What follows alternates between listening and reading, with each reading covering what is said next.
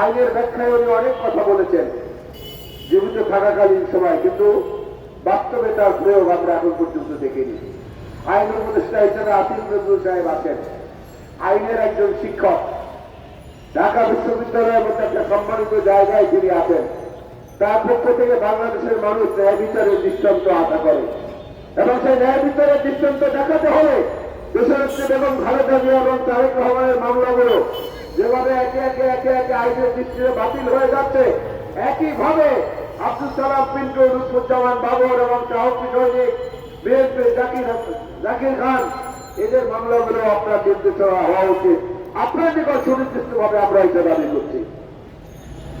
আপনি যারা আসিফ নজরুল নিজেকে যত ছোট কিংবা যত বড় মনে করেন, আপনার কাছে আমাদের প্রত্যাশা অনেক বেশি, অন্যদের মতো নয়।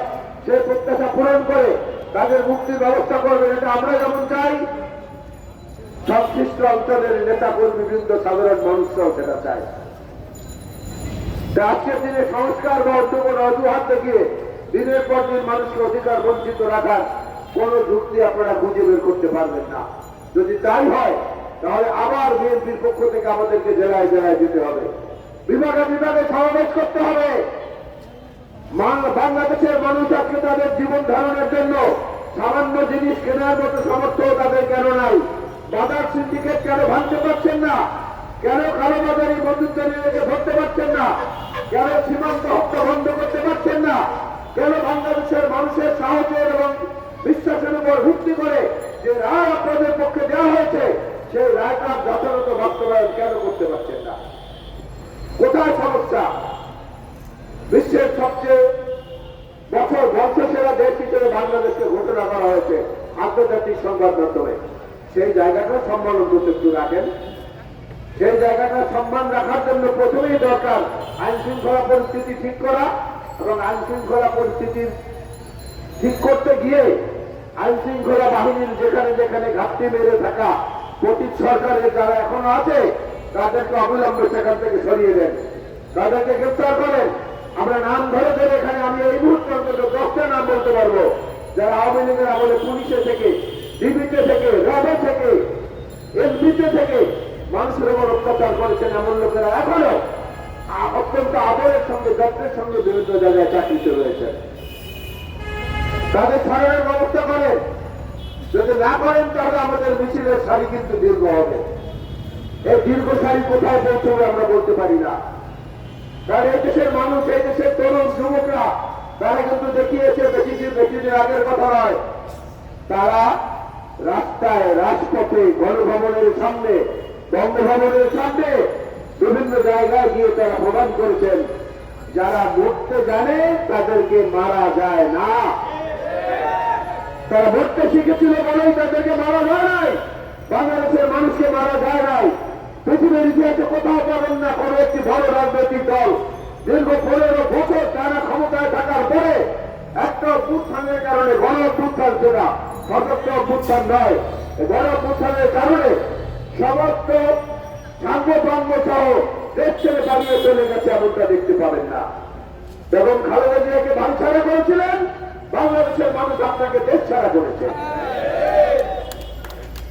সুতরাং আমরা আশা করব ন্যায় বিচারের স্বার্থে হলেও, দেশের মানুষের মনে আস্থা বিশ্বাস জাগানোর স্বার্থে হলেও বর্তমান সরকার সকল অসত্য মামলাগুলো, অপ্রমাণিত মামলাগুলো প্রত্যাহার করে নেবে, এবং দীর্ঘদিন যারা যারা কারাগারে আছেন, আব্দুল সালাম পিন্টু, যারা লুৎফুজ্জামান বাবর, যারা জাকির খান সহ সমস্ত নেতাকর্মীকে অবিলম্বে মুক্তি দেবেন, এবং মানুষের প্রত্যাশার সঙ্গে তাল মিলিয়ে এই দেশটাকে আরো কিভাবে সমৃদ্ধ, সুন্দর, এবং 1971 মুক্তিযুদ্ধের যে মূল আস্থা, যে আকাঙ্ক্ষা, সে আকাঙ্ক্ষা, এবং জুলাই বিপ্লবের, জুলাই আগস্ট বিপ্লবের যে গণ আকাঙ্ক্ষা, এটার সঙ্গে তাল রেখে আপনারা আপনাদের সরকার পরিচালনা করবেন, এই প্রত্যাশাই করছি।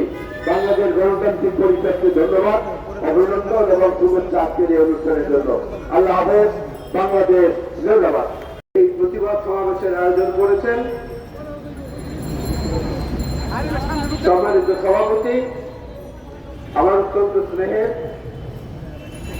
জনাব কামাল হোসেন, একটু আগে বক্তব্য দিয়ে গেছেন স্বাধীনতা ফোরামের প্রতিষ্ঠাতা চেয়ারম্যান, বিএনপি জাতীয় নির্বাহী কমিটির সম্মানিত সদস্য, একজন দক্ষ সংগঠক জনাব আবু নাসের মোহাম্মদ রহমতুল্লাহ, উপস্থিত এই সংগঠনের অন্যান্য নেতৃবৃন্দ, মঞ্চে এবং সামনে উপস্থিত সংবাদ মাধ্যমের বিভিন্ন পর্যায়ে সম্মানিত ভাইয়েরা, বোনেরা এবং নেতৃবৃন্দ, আসসালামু আলাইকুম। মুক্তির বিষয়টা যেটা, এটা পৃথিবীতে একটি চিরন্তন কথা। কখনো জীবন থেকে মুক্তি, সেই জীবন থেকে মুক্তির অর্থ হচ্ছে মৃত্যু। কখনো কারাগার থেকে মুক্তি, কখনো যন্ত্রণা থেকে মুক্তি, কখনো অসুখ বিসুখ থেকে মুক্তি, রোগ থেকে মুক্তি। এই মুক্তির মিছিল বিভিন্ন প্রকারের হয়, কিন্তু মুক্তির মিছিল যখন শুধুমাত্র রাজনৈতিক প্রতিহিংসার কারণে হয়, তখন সেই অত্যন্ত কষ্টের ব্যাপার হয়।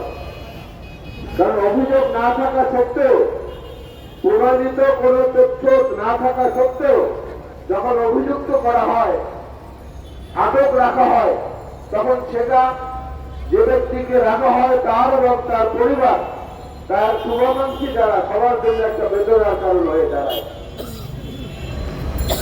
আমরা এই বাংলাদেশে যারা জনগণের রোষানলে পড়ে দেশের শাসন ব্যবস্থা থেকে বিদায় নিয়েছেন, পালিয়ে গেছেন, বাক্স পেটরা, লোটা, কম্বল সবকিছু নিয়ে যারা পালিয়ে গেছেন, সে পালিয়ে যাওয়া বাহিনীর কাছে যদি আমরা এখন আত্মনাদ করে বলি ফিরিয়ে দাও আমাদের সেই ১৫টি বছর, ফিরিয়ে দাও আমাদের সেই ১৫টি বছর, কোনো লাভ হবে না।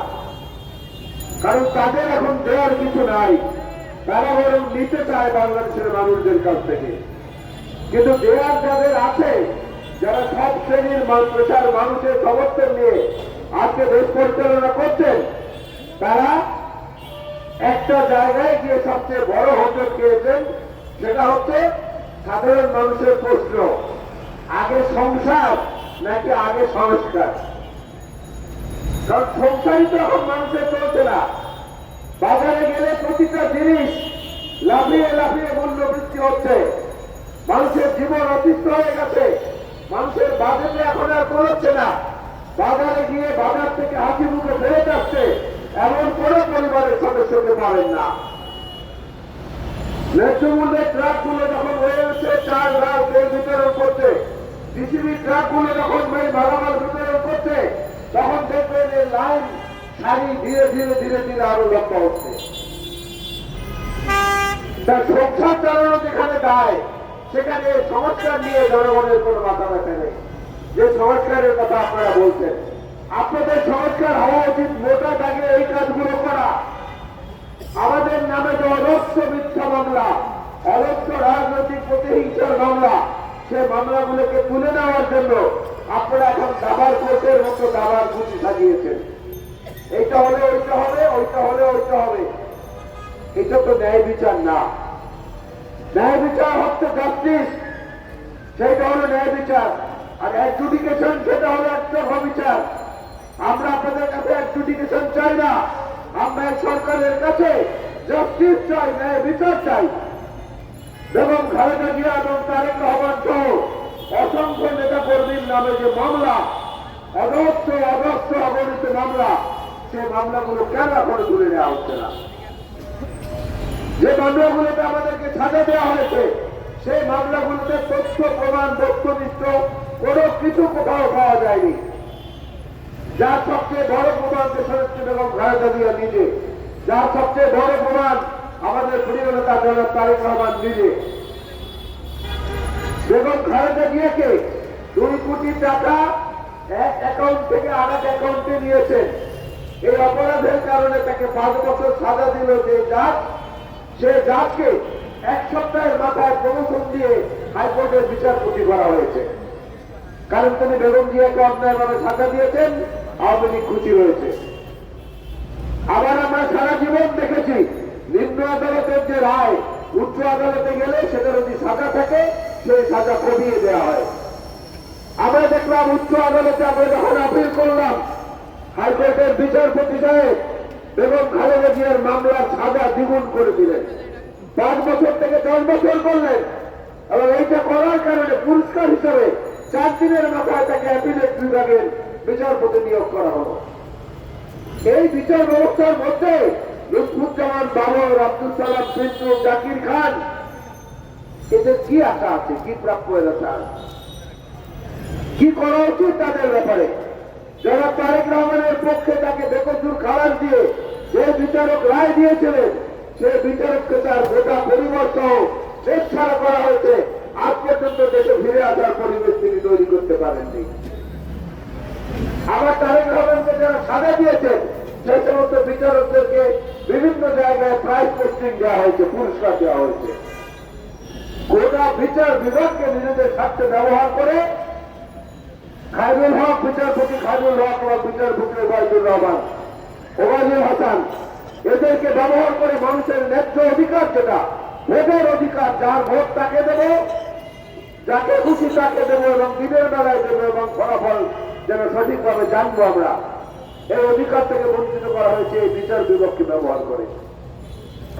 এটা এই সরকারের প্রধানরাও স্বীকার করছেন, এই সরকারের উপদেষ্টারাও স্বীকার করছেন। গতকালকে একজন উপদেষ্টা মৃত্যুবরণ করেছেন, অত্যন্ত আইনের দিক থেকে একজন বিজ্ঞ মানুষ, যারা হাসান আরিফ সাহেব। আমরা রাস্তার মাত্রা কামনা করি।